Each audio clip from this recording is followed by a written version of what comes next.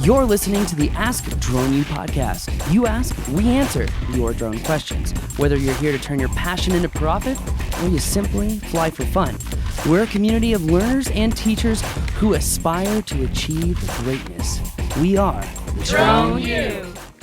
Hey everyone, and welcome. Thank you for joining us again, as always, almost at 1,600-ish episodes when counting the bonus shows. So thank you so much for your time. Thank you so much for the opportunity to help you out. We definitely appreciate you. As always, my name is Paul. And I'm Rob. Thanks for joining us. We've got an interesting question today, kind of like a niche or more specific question regarding the blueprint of your drone business. One thing that I'll say before we kind of get into this blueprint of drone business is, would you have handled your business differently if you knew the framework or the formula that was going to work? Would you redo all of the things that you have already done to try to do it differently? I'm just kind of curious because, Rob, I feel like hindsight is 20/20. And whenever we think about the decisions that we've made, like, oh, I should have done that, or oh, I should have done this. And oftentimes we had no idea what the impacts would have been if we had taken certain actions, which begs the question of, should that impact your inspiration and motivation to keep going or to keep going in a particular direction? So, yeah, 100%. I don't disagree. Well, let's get right into today's question.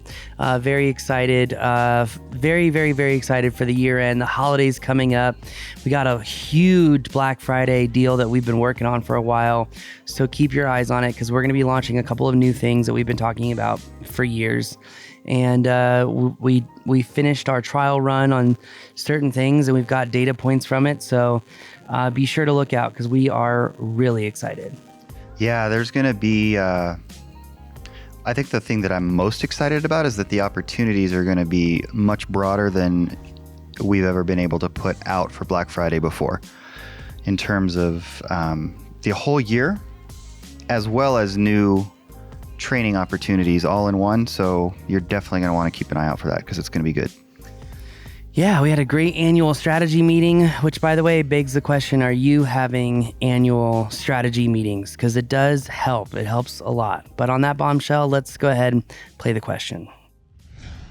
Hello, guys. This is Sebastian here, and I'm reaching out from Costa Rica. I am very interested in starting a drone business. I have to admit, I have never piloted a drone before. I've never had one, but I want to buy one and, sort of get my feet wet, I guess. I was just wondering, how could I develop a blueprint for my business or, my drone journey? I am very, very, very interested in the cell tower inspection niche, the search and rescue, all of these, relevant sort of drone niche operations, even drone delivery as well. However, right now, I don't have a lot of money, so I was just thinking of buying a DJI Mini 3 and just doing sort of real estate or, maybe wedding, sporting events. I was just wondering, what would my blueprint look like if I want to eventually go to these other niches that are the ones that actually interest me? Not really interested on the real estate or the tourism aspect of it. However, I do know that my country is extremely, it's sort of like a tropical paradise. I just wanted to know, once I get my drone, how do I get moving? What will be the best steps afterwards? Thank you very much. Thank you, Sebastian. And Paul and I were talking, and we really appreciate the way you asked the question by bringing in the term and the concept of a blueprint, because that is a nice way to look at this. And honestly, I think that you've given us an idea as to something to produce for all of you. Doing this in the form of a blueprint per se is probably not going to happen in a podcast answer. But man, it really makes me want to do it in a full-blown video answer. Yeah, for sure. But in the meantime, we just want to help you get going. And clearly there's an excitement on your part to enter this industry, and for good reason. It's a phenomenal industry to be a part of. It's a lot of fun, and it can be lucrative as well.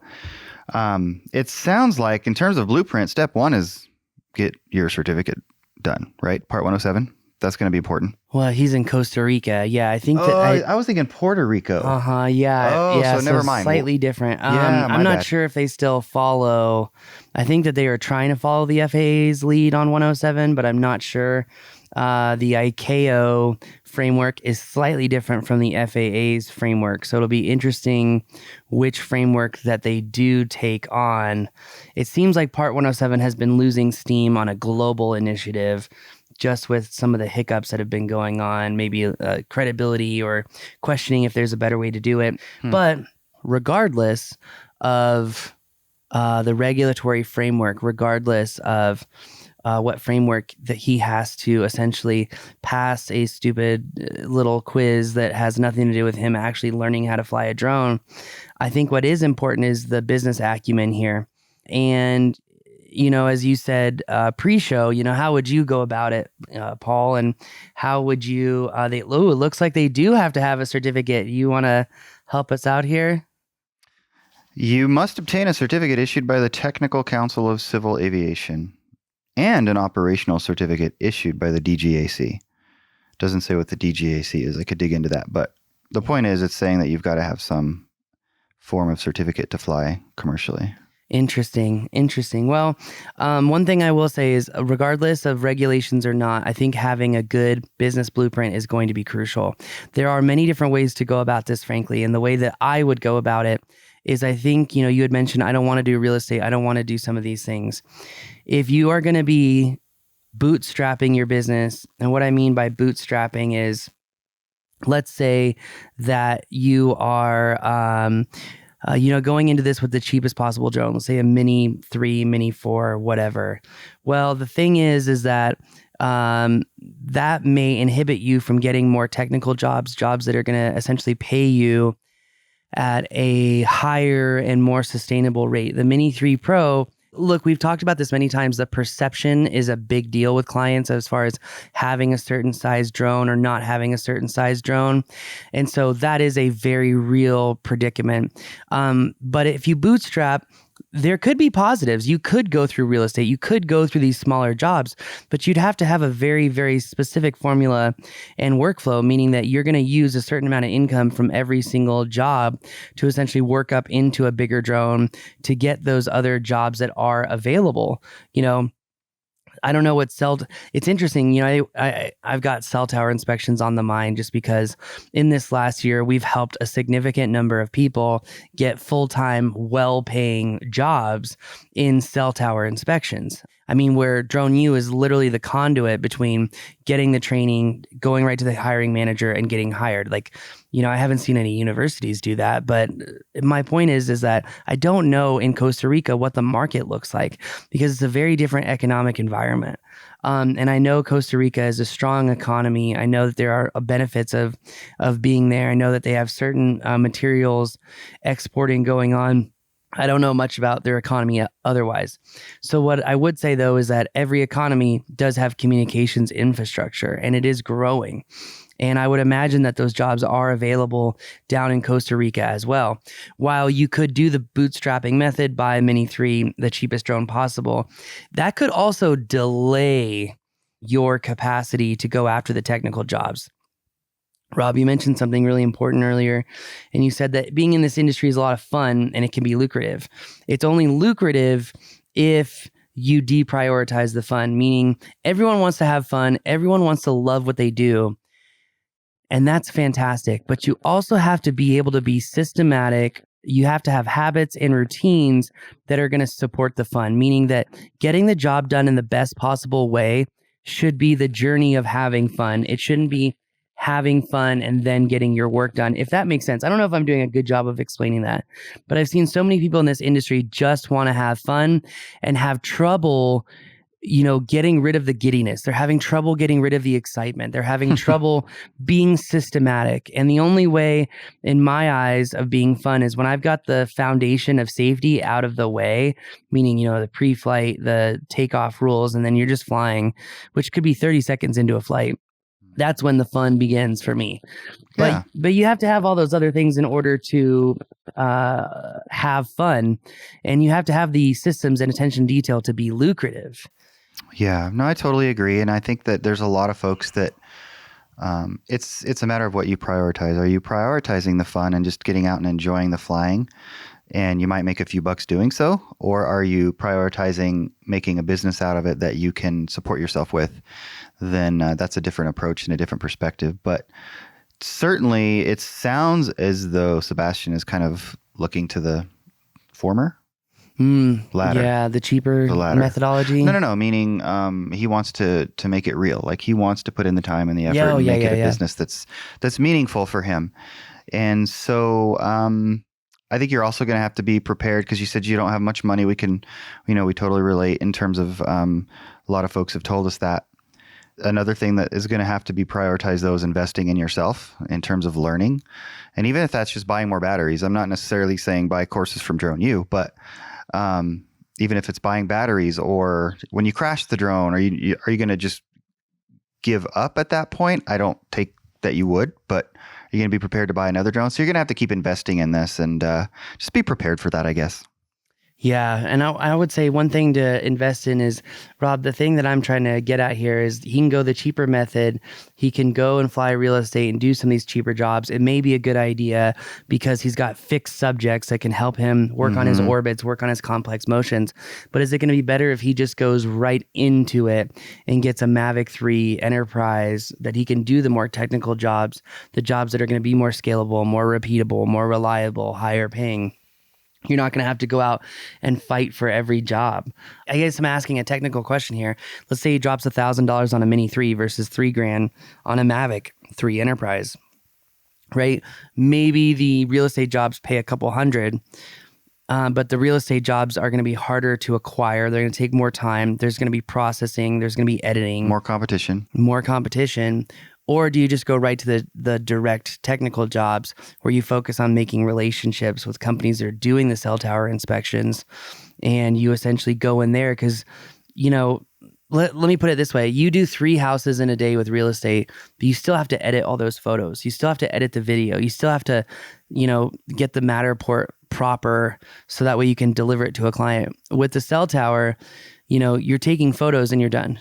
There's no editing, there's no processing. As long as you follow the very systematic, very formulaic methodology of flying these projects, what you did is, you went right into the easy mode. Yeah, it's harder at first because you have to have all this attention to detail, but it's easy in that you're able to do more scalable jobs. You're able to do 3 jobs and that's it. You're done for the day. You don't have to worry about all the other editing and processing and whatnot. So that's kind of my question to you, Rob. Do you think he should just have that a little bit higher initial barrier to entry or higher cost of entry to get more repeatable, reliable, scalable jobs? Or do you think he should bootstrap and work from the bottom and work his way up? Very personal question. Oh, you think it's a personal?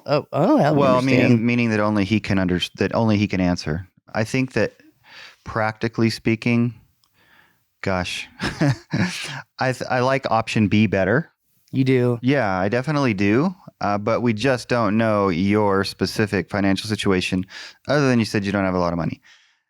However, for example, having a Mavic 3 Enterprise, I would imagine that in Costa Rica, not a lot of people have them. I could be wrong, but I'm guessing that that's probably the case, right? Yeah. And so you're going to stand out right there by having that and going to have more opportunities from that. Unfortunately, I don't think you can use it much for, I don't know, you could probably use it for real estate. The Mavic 3 Enterprise? Yeah. Oh, yeah. Yeah. 100%. So you could still do some real estate there to fill that in while you're looking to get involved with some of the more technical stuff that Paul's referring to, like cell tower inspections, which you brought up in your question. So I would probably suggest to scratch, fight, and claw your way to a better drone and a different way of thinking if you're serious about this. Interesting. Yeah, I was going to ask you, do you think that there is a financially technical best answer between option 1 and option 2? Option 1 of the Mini 3, working your way up through real estate, doing the smaller jobs, or option B of spending a little bit more money, going for the more technical stuff. It'll be harder at first for the barrier to entry, but once you get that barrier to entry, the volume and consistencies of jobs is much easier. Well, just look at it this way. So let's just say you do a real estate job, and it's a nice home, and I'm just throwing hypotheticals out there. And who knows if this would happen? But as you're doing so, you're networking, you're meeting people, and you come across somebody that says, "Hey, I could use a drone pilot to go do X," and you have to say, "Ugh, my Mini 3 Pro can't do that." But if you had if you had the Mavic 3 Enterprise, my guess is that you would be able to do that, because it's going to be so more broad in its capability. So I don't know. You're just opening yourself up for, it's a couple $1,000s. It's not chump change for people. So if that's not a thing, then if that's not an option for you, then definitely go Mini 3 Pro. But if you can make it happen, I would. Yeah, I agree. You're just going to have so many more opportunities. And I think what's going to happen, like I just said, is that you're going to find yourself having opportunities that you're not in a position to take advantage of. Well, and how would you feel if you showed up with your Mini 3 Pro and a client was like, "That's what you're going to fly?" And then didn't give you the credibility to work as a drone pilot? I look, it's a situation I've seen happen before. And I'm not saying that that's a client you would necessarily want to work with. I feel like I saw where Rob was going with that. And I'm like, I hear you, Rob, but those people also pay guns money. So, in all honesty, there's a lot of facets of business that are not nice. And no matter how you want to skin that cat. But I feel like at the end of the day, you want to feel better about doing what's right and having the moral and ethical standards. But my point is that client perception is very real. It is very, very, very real. Whether we want to admit it or not, it may impact your capacity to get jobs in the future. If you can't have a good open-hearted conversation with someone, "Oh, well, Mini 3 Pro, gets the most done. It's sub 250 grams, so I don't have to worry about certain regulatory limitations. I can get more of the job done for you. That's why I'm using it here." And then maybe they go, "Oh, okay, well, okay, great." So we'll see. We will see. Yeah, no, you're right. A lot of that is just going to depend on your ability to talk yourself up and make them understand or make them comfortable. I mean, when you think about, like, if you show up to, I don't know, let's say you're a photographer and you're showing up to do senior pictures, and people are coming through in there and you're using your iPhone. They're definitely not going to be, 100%. I ain't paying for my kids' photos if you're holding an iPhone behind a backdrop. Even though the iPhone would do just fine. Depending on the photographer, it might do better. Yeah, right?